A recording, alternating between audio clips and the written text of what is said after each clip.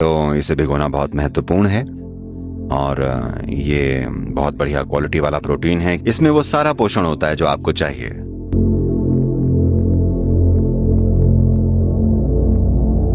जब हम खाना खाते हैं तो वो सबसे जरूरी बात जो हमको समझ लेनी चाहिए, भोजन ही वो चीज है जो एक लेवल पर हमारे शरीर को बनाता है।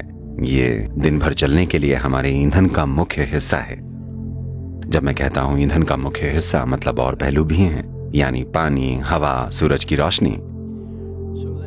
तो भोजन करने का पूरा पहलू ही संतुलित करना है, यानी आपके जीवन में ज्यादा क्या है।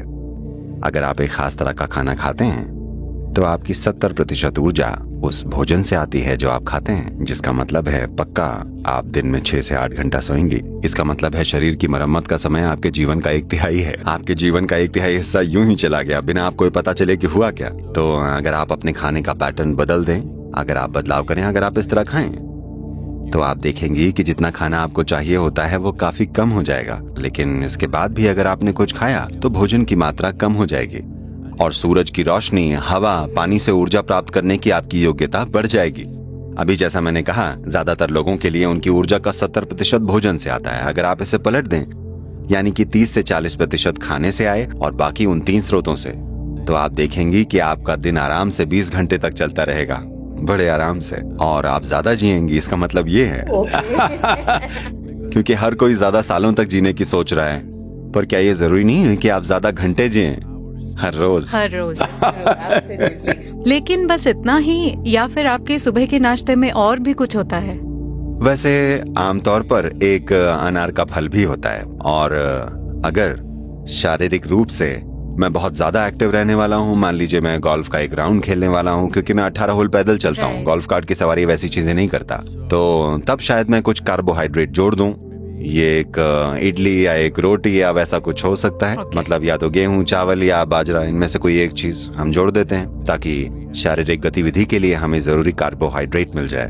तो यहाँ मैं ये परोसी गई दिलचस्प चीजें देख सकती हूँ। अगर आप मुझे इसकी इम्पोर्टेंस बताएं। और ये बहुत इंटरेस्टिंग से दिखने वाली पीली और हरी गोलियाँ, ये क्या है? एक है ताजी पिसी हुई नीम की गोली, नीम की पत्तियों की गोली। दूसरी है हल्दी की गोली। ओके। हल्दी हम यहीं आसपास बड़ी उपजाऊ जमीन में उगाते हैं, जो पूरी तरह से जैविक या ऑर्गेनिक है, और नीम जाहिर है पेड़ों से आती है। ये दोनों चीजें आपके जीवन में चमत्कार कर सकती हैं। सुबह पहले आप इन 2 चीजों को निगल जाए, फिर आप 10 से 15 मिनट तक इंतजार कीजिए ताकि ये फैल जाएं, क्योंकि ये दोनों आपके पेट की परतों के सूजन के लेवल को कम कर देंगी और वहां मौजूद बेफालतू के जीवाणुओं को भी मार देती है जो वहां हो सकते हैं। मान लीजिए वहां कोई परभक्षी है तो उससे भी निपट लिया जाता है। और साथ ही ये आप में एक निखार लेकर आता है। तो मैंने अब तक कुछ खाया नहीं है, इसको खाली पेट खाना होता है? नीम एंड टर्मरिक? हाँ, खाली पेट और थोड़ा सा पानी, ज्यादा पानी नहीं, ताकि इसमें फैल पाने जितना पानी हो। अभी यहाँ पर इन्होंने पानी कमरे के तापमान वाला रखा है, लेकिन घर पर जब आप इसको लीजिएगा आप गुनगुना पानी लीजिएगा, गर्म पानी नहीं, हल्का सा गर्म। बस दोनों की एक है ना? आप चारों के चारों ले सकती हैं। हाँ। मुझे आप कोई चेतावनी देना चाहेंगे? नीम बहुत कड़वी होती है। नहीं, आप इसे बस गोली की तरह निगल जाइए। वैसे भी वो नीम नहीं है, वो हल्दी है। मैं थोड़ा धीरे खा रही हूँ। निगल जाऊं पानी के बिना? आप पानी के साथ निगल सकती हैं, जैसे गोली खाते हैं। ओके, अब नीम। गाइस, मैं इसे खाने जा रही हूँ। ये कड़वी है सद्गुरु। तो देखिए, ये जीवन के लिए खुद को अभ्यस्त बनाने का तरीका है। बुरी नहीं है। एक बार आपने इतना कड़वा कुछ खा लिया तो पूरा दिन आपके साथ लोग कुछ भी करें, आपको लगता है वो बहुत अच्छा है। ये बढ़िया तरीका है। और क्या है? यहाँ मुझे कुछ ड्राई फ्रूट्स दिख रहे हैं। ये है अंकुरित मेथी, जो कि शरीर में कोशिकीय स्तर पर सफाई के लिए बहुत महत्वपूर्ण होती है। आपको इसे अच्छे से चबाना चाहिए जब तक कि आपके मुंह में बिल्कुल पेस्ट जैसी न बन जाए, फिर इसको निगल लीजिए। और ये हैं भीगे हुए मूंगफली के दाने। ये 6 से 8 घंटे तक भिगोए गए हैं। तो इसे भिगोना बहुत महत्वपूर्ण है। और ये बहुत बढ़िया क्वालिटी वाला प्रोटीन है, क्योंकि इसको जैविक रूप से उगाया गया है। देखिए, ये क्या कहते हैं उसे, वो हाइब्रिड या संशोधित चीजों के इतने बड़े बड़े दाने होते हैं, वो खाने वाली चीजें नहीं होती। ये असली हैं, ये बिल्कुल वैसे हैं जैसे इनको होना चाहिए।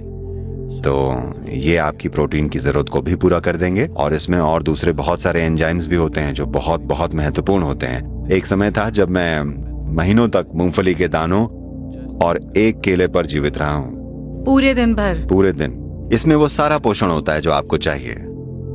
और ये ऑफ कोर्स बादाम हैं। ये थोड़े से, ये मेरी अंतर्राष्ट्रीय यात्रा के लिए हैं क्योंकि ये यहाँ आसपास नहीं उगते। बादाम आसपास नहीं होते, लोग उगा रहे हैं लेकिन ज्यादा लोकप्रिय नहीं है। और अब ये हैं अखरोट या वॉलनट्स। नट्स के फायदे तो आप जानती हैं। Yes. ये आपसे थोड़ा मिलता जुलता सा है ना? ये मुझसे मिलता जुलता क्यों है? क्योंकि ये नट्स है। ये हैं अंकुरित मूंग दाल जो कि प्रोटीन से भरपूर हैं और इसका हरा हिस्सा बड़ा महत्वपूर्ण है।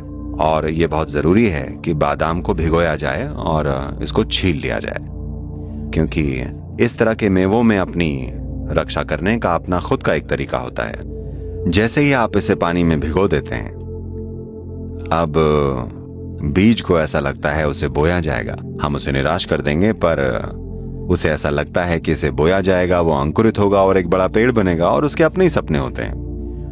तो जब आप इन्हें भिगोते हैं तो वो क्या करता है कि इसके अंदर कुछ ऐसे कैंसर पैदा करने वाले रसायन होते हैं, इसके अंदर ही वो सतह पर आ जाते हैं। ये छिलके के ठीक नीचे होते हैं ताकि कीड़े उसे खाएं नहीं, कीड़े मकोड़े उस पर उस समय हमला न कर दें।